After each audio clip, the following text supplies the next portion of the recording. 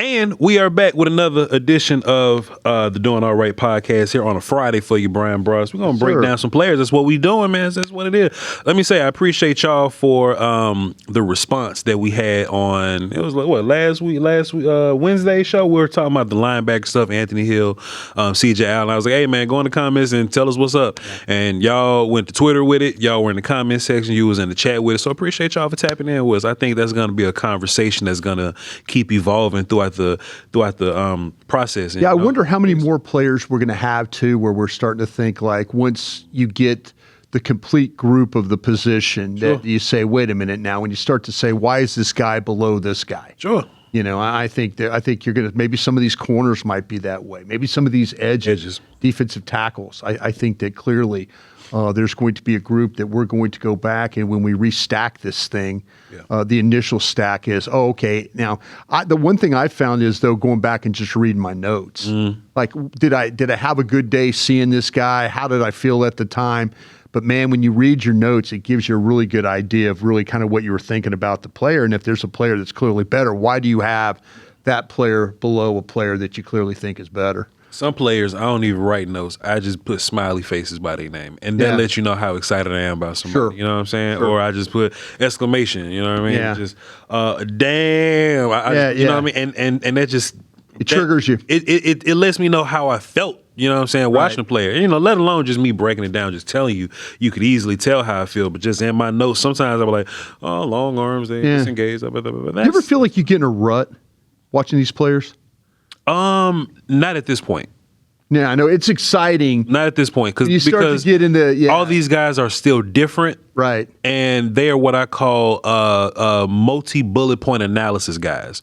I can say a lot of things about these guys right now. Sure. We're going to get to the fifth round dudes and be like, traits guy, bendy, not good at very much else. Right. For example, have you seen Isaiah World? No, I have not. Brad, he's so uninspiring, Bryan. He's not inspiring at all. Sure. I watched him. I was done watching him. I cut everything off. I was done watching film after I watched him because I just didn't have take enough. Your spirit? I didn't have enough in my notes to say nothing good about him. Oh, okay. So I just wrote bad things about him. Oh no. And I was like, all right, bro, I'm done with this. I'm out of here. You know what I'm saying? But that's kind of the rut that you fall in. Now I can find something I like in all these guys. Even if Kelvin Falk, I could disagree that he's not a top 10 guy. Yeah. I can give you a lot of reasons why I'll take him in the second round. Okay. You know what I'm saying? Yeah. I don't hate him. No. I can give you a lot of reasons why I like him. I think people kind of get the idea that we don't like guys. I like every player I watch. There's something you could always find positive about a guy, but you also you got to point out the negatives. Yeah. But when if you're a team that's looking at Falk and you want a 6'6", 285-pound guy that plays the run. Yep. Last year or the year before, much better as a pass rusher. Need to probably go back and check that out. What happened to him this year? Why is he not as good? There's a lot to like there.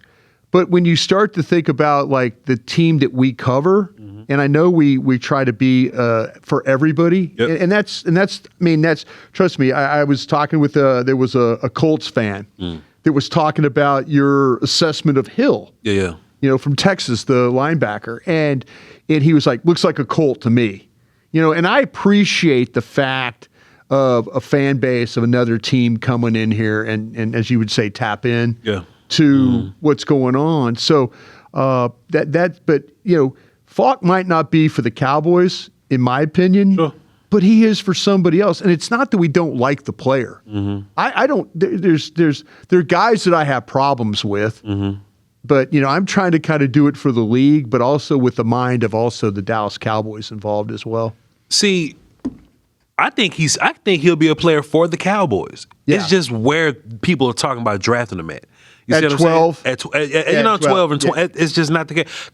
Okay, how about this? I'll say it in this way, because we have to address it at some point. Marshawn Kneeland passed. Right.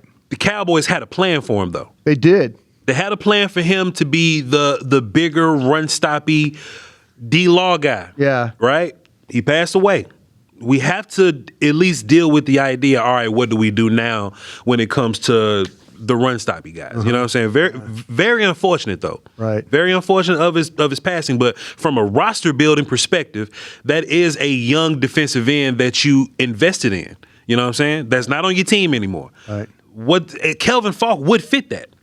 Kelvin Falk fits that. Right. I just can't draft him at 12 or 20. You know what I'm saying? So I think there's room for a guy like that. I'm just not drafting him early. See, this is where now, as you were saying that, is Donovan Ezraku the Marshawn Nealon guy? See, I think he's run stoppy guy, but I don't think that's who he is. I think him being run stoppy guy. Boy, I want him to be pass rushy guy. I think he's gonna be pass rushy guy. I just think he learned run stopping. We don't have a problem with him learning run stopping. No, we don't. He just wasn't the pass rusher that we that's what I'm saying. When I watched Marshawn Nealon play in college, I saw a run stoppy guy. I was worried about him being a pass rushy guy.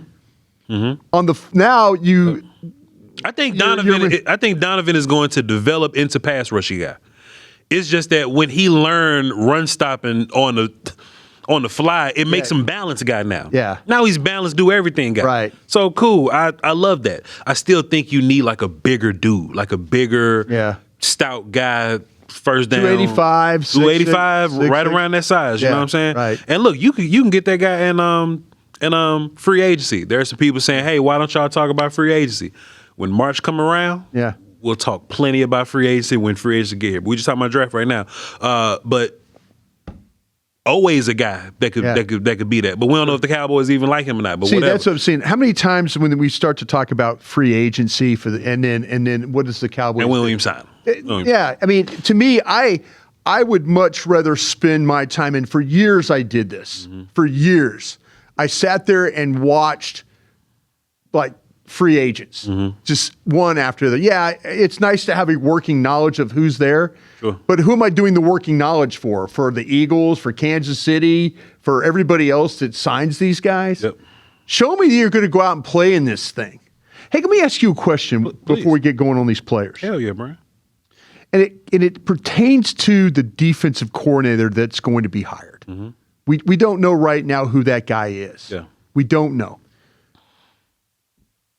Could this defensive coordinator come in and tell Jerry and Steven and Will, your roster's fine on defense? Or do you think he's going to come in because we know damn good and well Rod Marinelli influenced, Dan Quinn influenced, Mike Zimmer influenced, and Matt Eberflus influenced. We know is a defensive corner. Our wish has to be that he says, your defense isn't good enough and you got to go do this. Or is it going to be a guy that's going to say, boy, Jerry and Steven and Will, you guys have done a great job. They just didn't coach these guys up well enough. That's my fear. Let me tell you what I like about Shotty.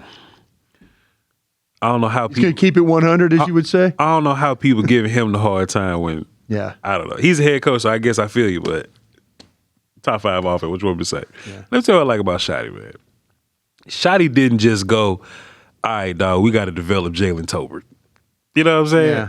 Hey, man, we need somebody else, bro. It got to be somebody else. Right. It has to be. Hey, man, we have to improve on the offensive line, bro. It got to be. We have to improve. We know Mike McCarthy was cool with whatever you gave him. Sure. He He learned that in Green Bay. Yeah. This what we doing? Yeah, I'll take that guy. Yeah. I'll take that guy. I believe we was talking to Todd Archer or something. I don't know. Me and you just talking to everybody, bro. I believe we was talking to Todd Archer. And Todd Archer was like, Mike McCarthy didn't know the power that he had in the front office. Never knew. You know what I'm saying? And Shotty just kind of off the rip was like, hey, man, give me that Pickens dude, man. We need him. Yeah. We need him. Even if you watch, I believe it was Sounds of the Sideline, or it may have been Hard Knocks. I don't know. But Pickens wasn't in the game. Shotty was like, hey, man, can y'all put GP in the game? I need GP right now. You know what I'm saying? Yeah. I think that dude, I want my DC to be like that. You know what I'm saying? I want my DC, for one, to be like, oh, yeah, I can work with these guys on the roster. Yeah. I'm fucking whoever the DC is. I can make Maris a superstar. Yeah, sure. Go get me DeMario Davis, though. Yeah. Go get me DeMario So you're Davis. looking for the balance of it, though. I want both, man. Yeah. I want both. See, my fear that you might not get that. Give me the veteran for now. Yeah. And if I'm the teacher that you think I am, I'll teach these young guys. Yeah. Because, hey, you got a lot of faith in Revel. I think Revel can play. I need some more corners, though, that can play right now. Give me some old dudes that can play right now. I even got some names in mind. But I'll keep coaching Revel. That ain't nothing. Yeah. I'll coach Leo Fowl. I'll coach. Man, I like what you're saying. I just don't know. I think it's going to be one or the other. It bothers me too, though. It bothers me too because I know how these coaches are. This is the biggest fear because a defensive coordinator and an offensive coordinator who is really shoddy, and Clayton Adams. By the way, Clayton Adams pushing for coaches in there too. He's pushing for his guy that got let out, Gannon at Arizona. Mm-hmm. But these coaches, Voch, I've seen it. I've lived it. They have so much of an influence of what's going on with the roster. Let me tell you where I think it's going to be a little different.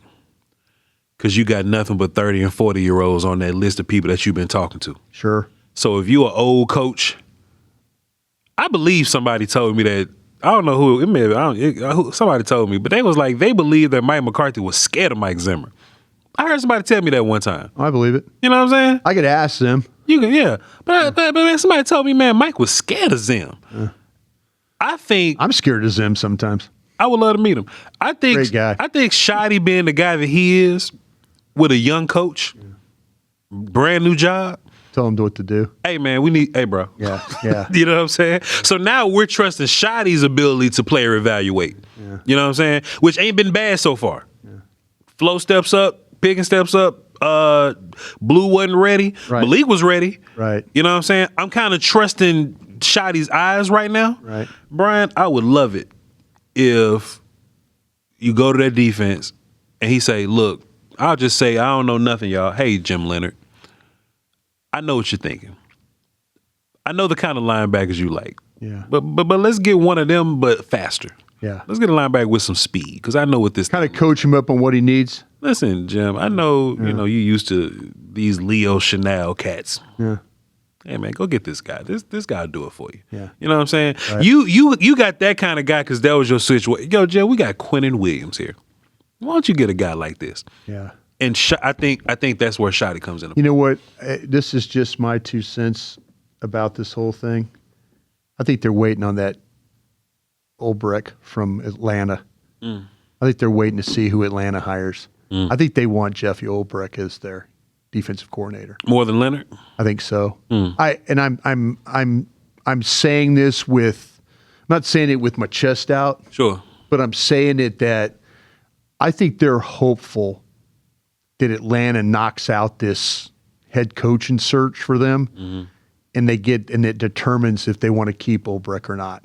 I think that if we had Shoddy on set right now and asked him, he probably wouldn't say it on camera when the red light's on, but he might tell us, man, I think there's a couple of things going on here. I think there's a Dan Quinn influence there with Shoddy. I think there's a Clayton Adams influence with what's going on with Gannon. I think Shoddy is kind of, these interviews that he's had, it's not by accident. Sure. It's somebody had this guy and he was a guy that he liked worked with this guy or knows this guy. I don't think this is just, hey, man, listen, I have a lot of respect for Green Bay and that Covington, that defensive line coach. Sure. There's some connecting of dots that's going along here. But I think if you brought Shoddy here, set him right here, I think that Atlanta, I'll be interested to see how they react if in fact that Harbaugh gets that job in New York and then all of a sudden you lose Jim Leonard. I don't know if that would affect them. I think they want to see what's going to happen in Atlanta, and I think secretly they're cheering for Atlanta to get their head coaching search done. I can really appreciate that the Cowboys are so early that they can control pieces kind of like this a little bit. You know what I mean? I feel like it's always, all right, we'll just take the leftover guy. Yeah. You know what I'm saying? I think the Cowboys got a plan. If that plan don't work, I think they got a backup plan. And we got 7 other 40-year-olds that we talk to that'll be another plan after that, Brian. So Yeah. I do like that about this search, Brian. Yeah, I do too. I will say that. Hey, man, let's get into it then, man. Let's get into it. We ain't doing nothing else. Brian, let's break down some players, man. We did I tell everybody who we was watching? You did.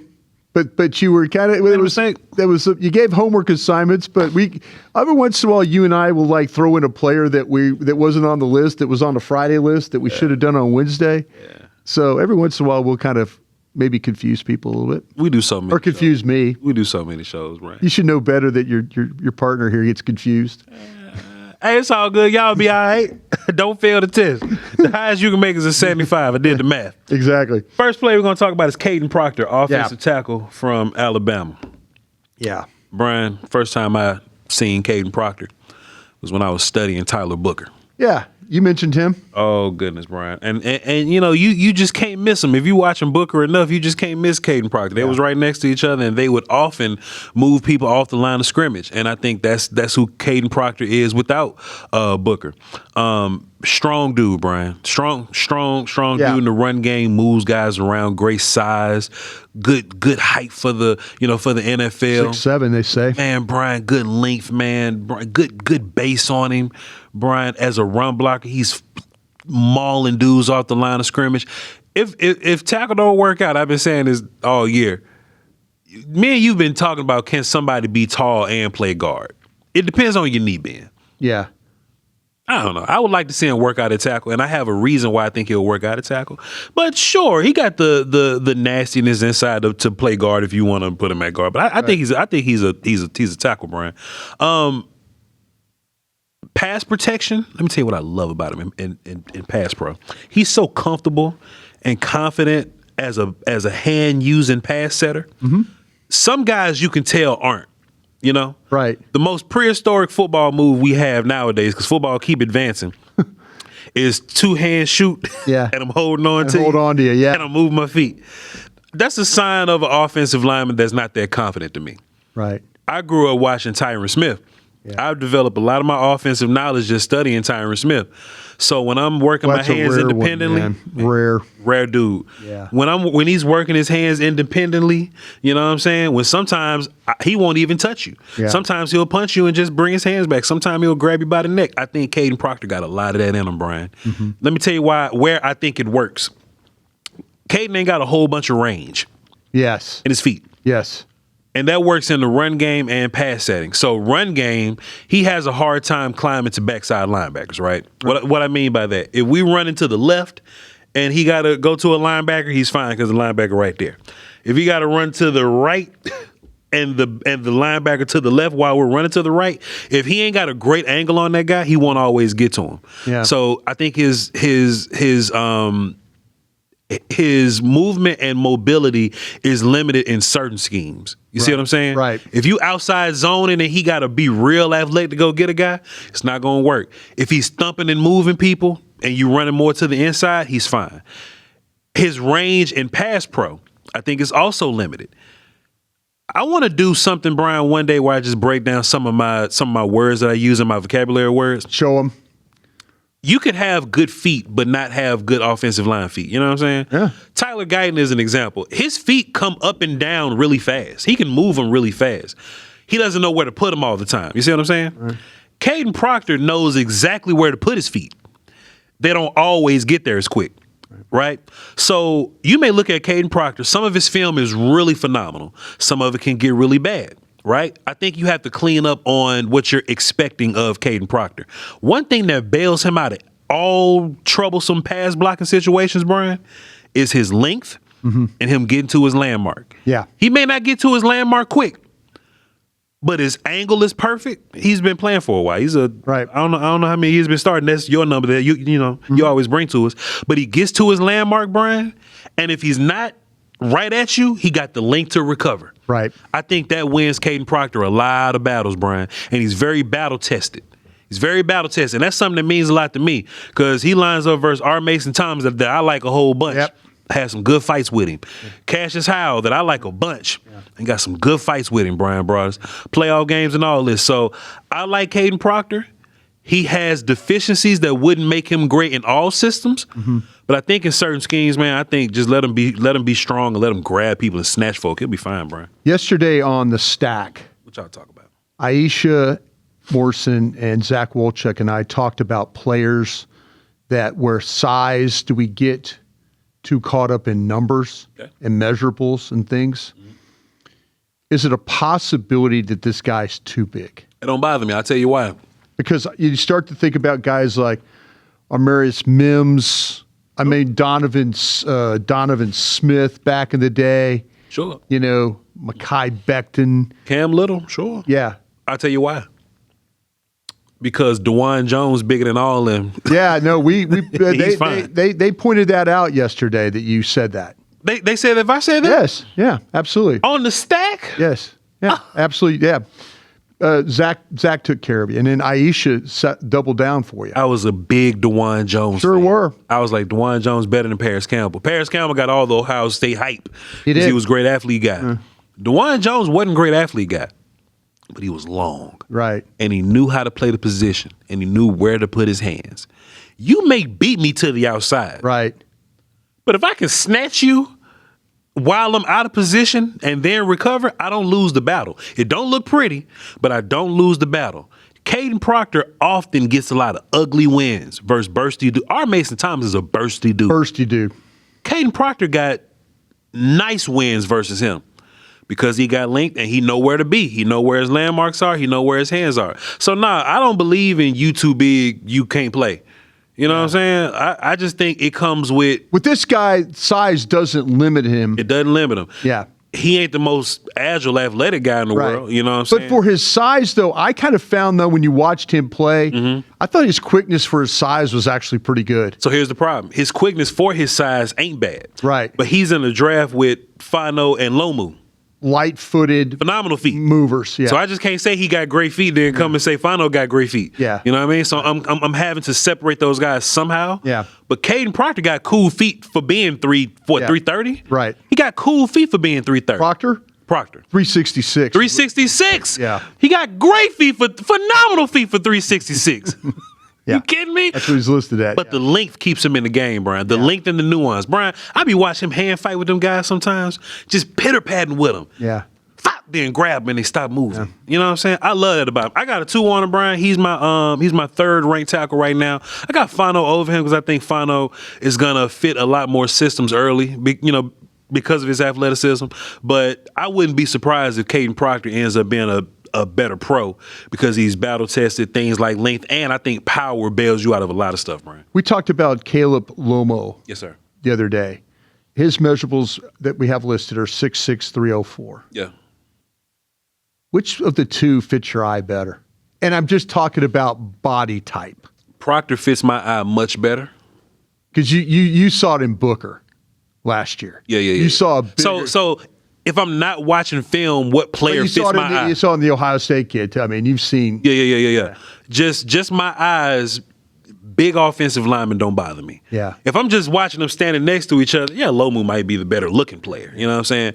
But once the film starts, it's undeniable that I think Proctor's the better guy. Yeah. You know what I'm saying? And he's doing it versus better competition. Right. I'll take you losing some reps to R. Mason Thomas versus I had a perfect game versus Idaho. Yeah. You know what I'm saying? No, that's fair. I'll take you losing some reps versus some valuable dude because that's what the league is. That's what the league is, yeah. You know what I'm saying? So I got Proctor higher than Lomu. I got a 3 on Lomu, but yeah. You know what I'm saying? No. And we saw Lomu versus competition. Yeah, exactly. We were talking about Texas Tech and Melo Bailey Hyatt, and those guys, Hyatt and Bailey. Yeah. What you think of the player? No, I totally agree with you on the player. I don't like to me. I think that you've got the guy right in the way. I was really impressed with how big he is, but his ability to move and the way he's just the strength to overpower, the movement just coming off the ball, the way he punishes guys. I think you got this guy right. There are some snaps, and you said this, and I watched the Georgia game, the Vanderbilt game. I mean, you mentioned some of the Oklahoma game, which was a playoff game. Played him a couple of times. You could watch those games, but I will say this though, his ability where he just, when his ability to come off the football and get the movement, but his ability also as pass sets to get to that landmark like you're talking about. I think you've got this guy completely nailed. I do as myself as well. I do have him in the second round. Actually, I have Malinois from Miami. Sure. Fano at Utah. Those are my 2 first-round tackles. Proctor's the top. Proctor's great if you want to do the Dallas Cowboys way. If you're new to the program, we always talk about the Cowboys way of grading. The lower the number, the better the player on their board. So if you, for example, if it's a 1-2-0, that would be, don't worry about the 1. The 2 tells you the grade of the round, and then the number 0 through 9 tells you where you would take him in the round. Yeah. This guy, right to me, is somewhere between a 1-2-0 and a 1-2-1. Kind of in that range right now for me for that second round grade. So he's in a stack. He's going to be right there, maybe as a guy that you might even consider at 30s or 40, 20s, 30s, and 40s. Exactly. Yep. Exactly. Yeah. Yep. Fantastic analysis there, Bryan Broaddus.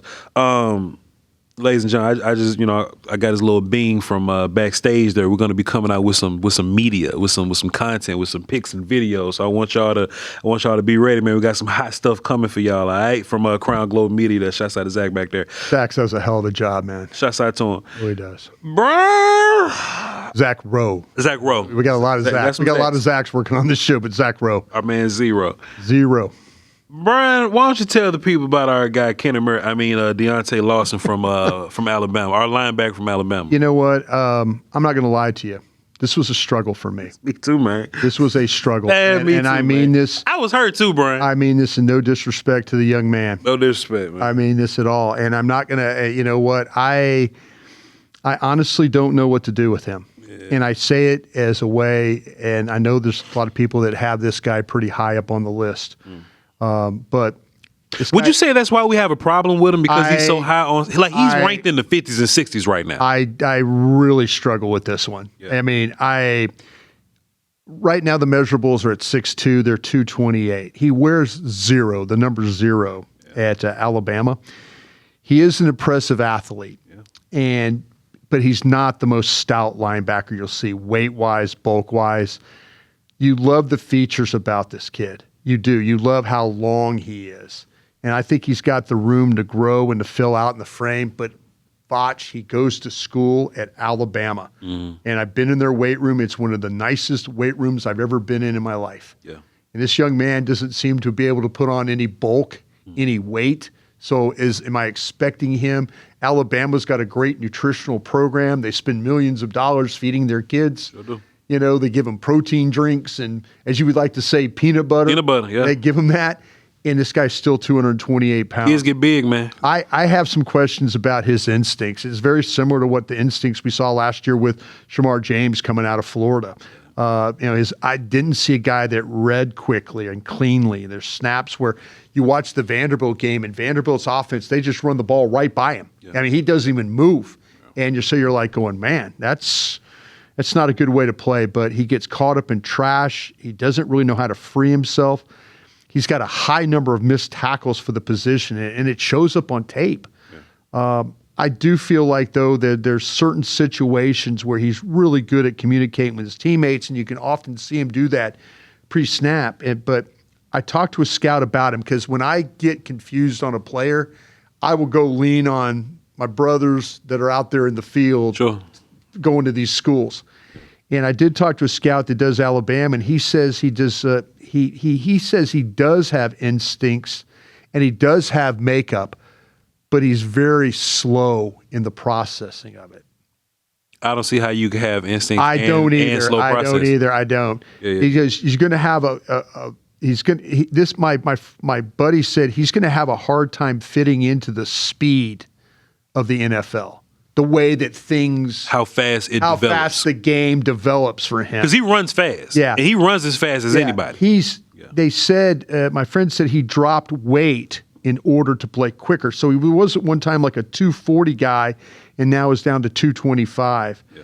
And my buddy also said injuries have taken their toll on him as well. He had a torn ACL at the end of 2024 that needs to be checked. But this was a guy that, man, when I would throw on the tape, Voch, I was expecting every single tackle being made. And we have a history of these Alabama linebackers where they come in the league and they play at such, and this was under Nick Saban, they play at such, their practices, everything about them is so physical that the wear and tear on them makes them kind of break down. And but I Deontay Lawson, Alabama, I had a real problem with this young man. I have him in the 4th round myself. Yeah, I got him in the 4 also, Brian. You, I wasn't being mean to the player. I'm not trying to be mean, but I mean, I don't see it. Everything that Cowboy fans were mad at Kenneth Murray for this year. Yeah, this guy could be that guy. I'm gonna do some of that, Brian. When you was like in the Vanderbilt, I know exactly what play you talking about. When Vanderbilt just ran right past by him a couple of times. There were other times in that game where it was one of these games where they ran outside a whole bunch. And I felt like every time Oklahoma was another one. Oklahoma's definitely every time they went outside in one direction, he was over there running that way, bro. Yeah. You know what I'm saying? Yeah. Or if they're running C gap, he's standing where he's at and he's not moving. Right. He got a lot of catch up tackles. Yeah. A lot of them Jalen Smith tackles. Down the field. Like you run past me, I'm gonna run around and come catch you from behind. He got a lot of them, Brian. Brian, I couldn't in good conscience. I said, Kenneth Murray, but he can cover a little bit. Yeah. I think he can drop back in space decently. Right. But Kenneth Murray that can cover a little bit. Kind of small, blockers get on him. He fast, but I don't know how fast he really is. Look lost. Yeah. That's what I wrote, Brian. That's all. I got a 4 on him too. Yeah. That's all I got on him, Brian. My old boss, Ron Wolf, the Hall of Fame general manager, used to tell us this. He said, listen, let somebody else be a hero. Yeah. You know, if Lawson turns out, gets with somebody, perfect. I'm on board with like, listen, I didn't see the player right, but I just Dallas, and I'm looking at the Cowboys right now, the way that they need linebackers that are making plays. Yeah. And this guy coming from Alabama, and usually these Alabama linebackers do make a lot of plays, but this particular one did not. And I think the torn ACL, and again, my buddy in the league was telling me injuries have taken their toll on this guy. So we'll see how that plays out. Shit, Brandon Cisse can play though. He can. Brandon Cisse, sure, the cornerback from South Carolina. Yes, sir. Boy, Brian, he got all the stuff the Cowboys like, don't they? He does. You know, the Cowboys like them long corners with them arms. Yeah. That's about 6 foot or so. Yeah. That can run. Got some good weight to him. Tackle. Sticky in coverage. Super sticky in coverage. Yeah. Great feet. Hips. Always in phase. Like as an athlete, he's ridiculous, Brian. Mm-hmm. Definitely lines up on the outside for sure. He's not one of those guys that I didn't see him playing the nickel like at all. But cool, don't worry about it. That ain't his job. Leave him on the outside. I say outside guy for sure. Finds the ball in the air too, Brian. Like whenever he does his catching up to you and he's caught you, good recovery speed by the way. But once he's caught up to you, then he'll go find the ball in the air and do his thing. I think teams will kind of target him a little bit, so there are catches against him. Mm-hmm.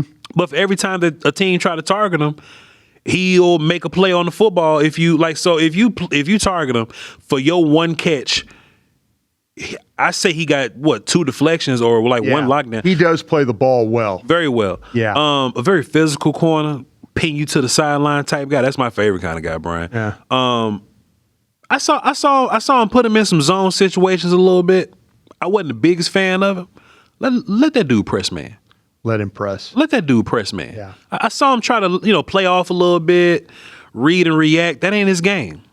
Let him press man. Brian, this is what I love so much about him. And this is why I think he's a first round pick. Because as good as he is right now, I still think he's kind of raw. He's 20 years old. Still raw. There you go. Yeah. Brian, sometimes, they'll tell you shouldn't like when you should keep your hips square and turn as opposed to turning around. He'll turn around sometimes. Like he'll turn his back to a receiver. Corner is he'll turn his back to a receiver. Yeah. That's technique stuff. Yeah. Coaching, please. Right.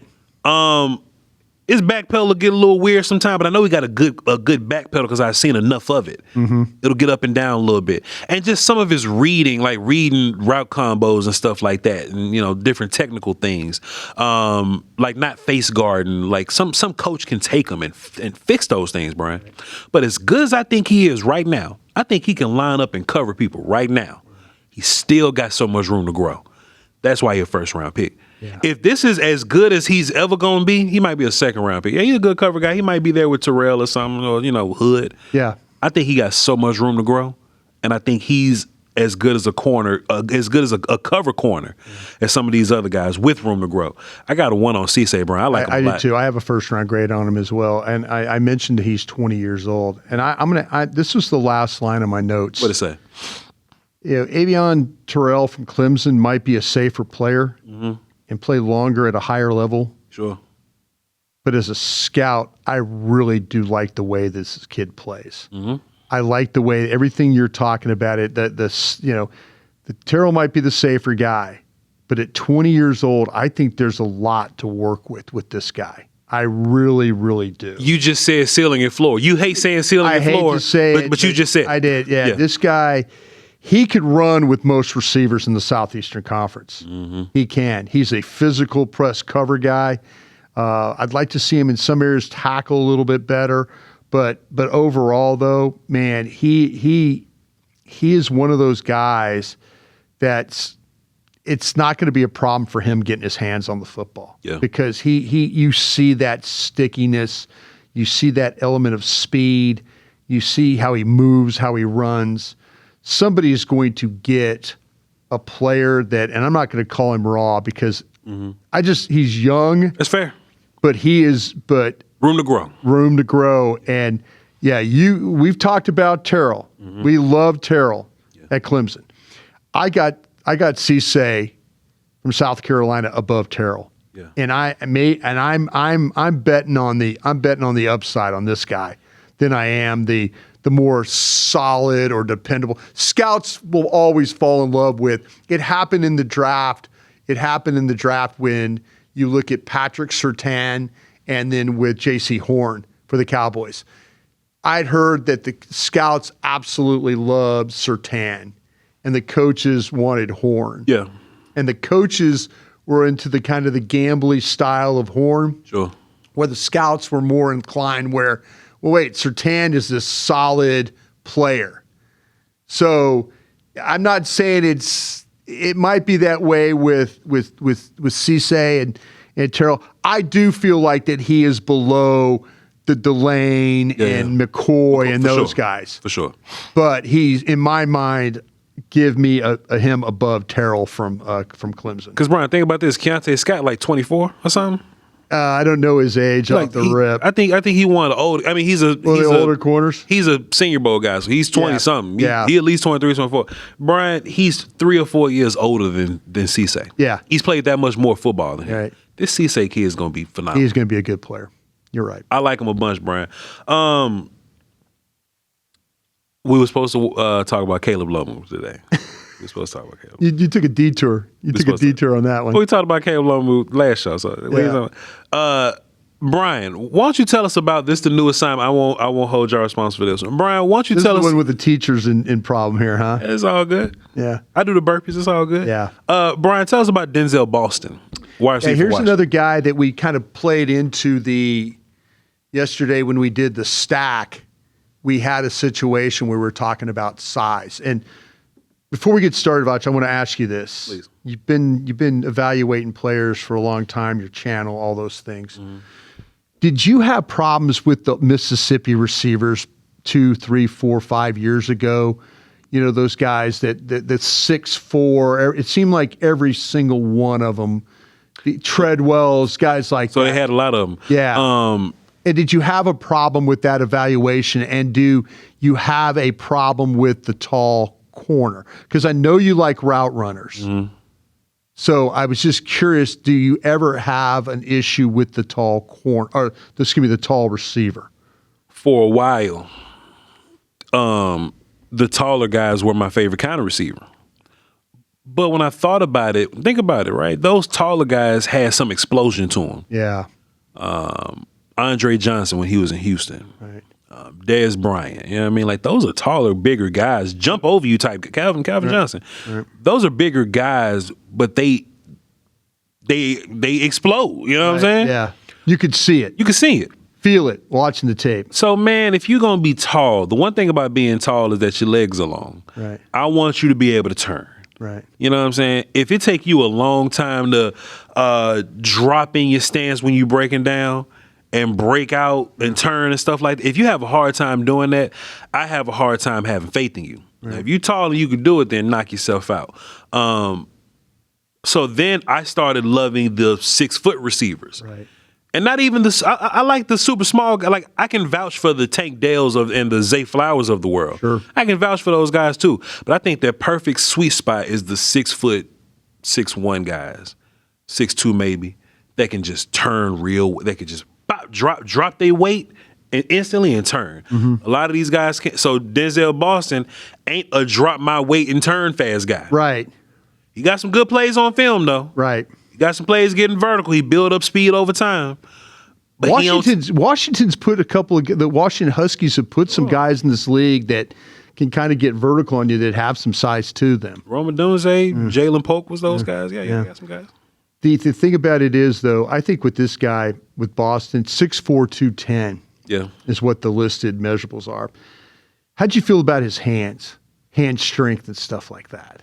I feel like I don't think he had a problem catching them. I don't think he did either. I think they were strong. I thought they were really, really strong hands. I was want to see how he'll separate from faster, patient corners. Sure. Size is ideal. Yeah. Ball tracking, hands are fire. Makes catches on dudes on his back. Yeah. Whoops one-on-ones. Can run around a little bit. Builds up speed, not necessarily burst. There you go. Slow off the line of scrimmage. Yeah. He doesn't really fire off. I hate that. But route running kind of smooth, but he's not a route runner. That's just funny because Aisha Morrison was saying the same thing. Like, here's a big guy that's not the route runner.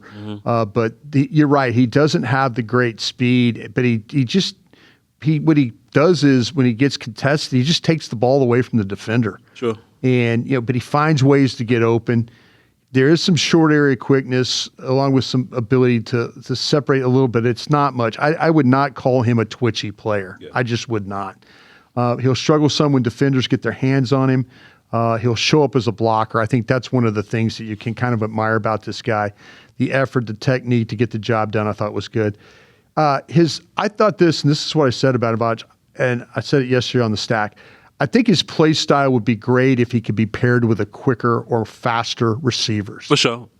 He's a role player type of guy. He's the role player kind of guy, but the body control, the hands are a real plus for any team that drafts him. So if you're talking about a team, if you're a team out there and you've got those smaller, quicker guys and you want a bigger bodied player that catches football, catches really everything, I think Denzel Boston is a guy that you could absolutely go with. Him, with Chris Brazzell as another 6'5", 200-pound guy from Tennessee. So I've struggled a little bit with the tall receiver, but I think the point you make about the ability to turn and move, I think that's really something that's I think you're on to something there. I'll tell you what, I've seen it a little bit. There's a safety at Toledo, Emmanuel. 3 name. Yeah, Emmanuel McNeil Warren is a safety from Toledo, and he's a taller guy that has that ability like you're talking about with the pedal to turn and go, but a longer laid guy.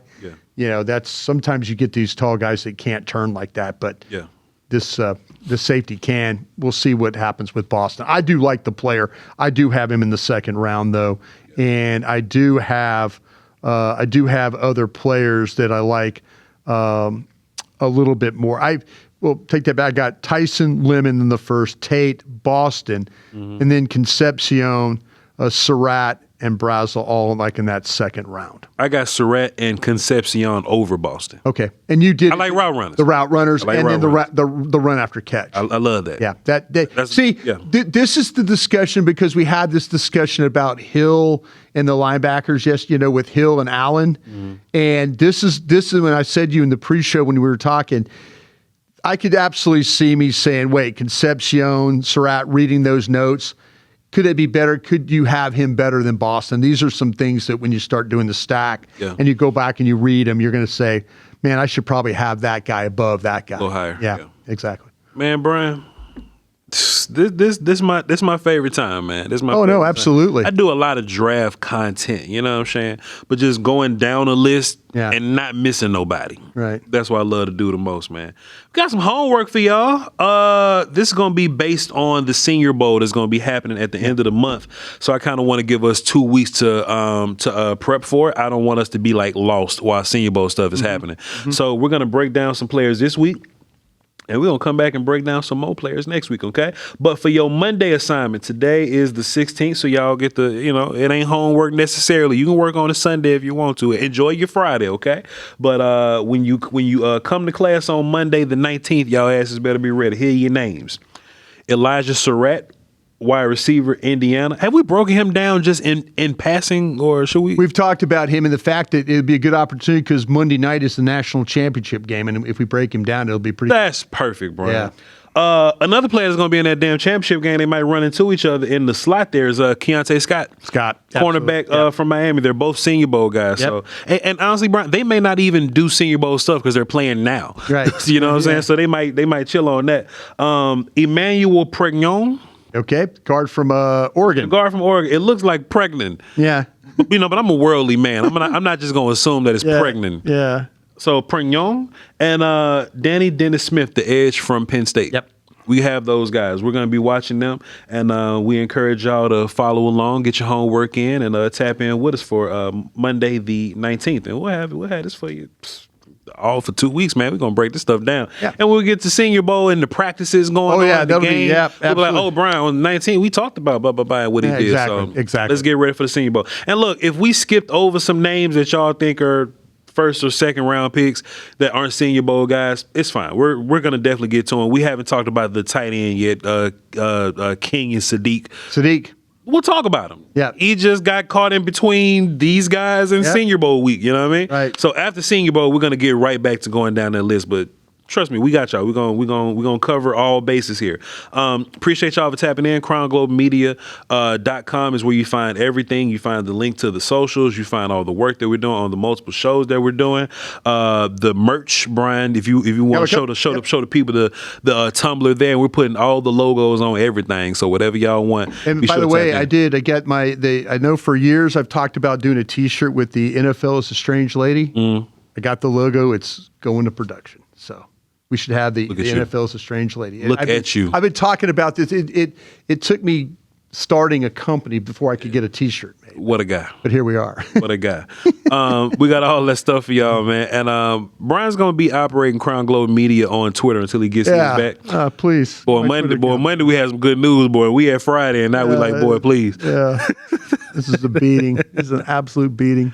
And I'm Voch Lombardi on Twitter. Y'all mine's working. Y'all just come find mine. I ain't click nothing. Y'all can find VOCHLONBARDI. All right. I love y'all to pieces. We'll catch y'all Monday. Y'all enjoy your weekend. Crown.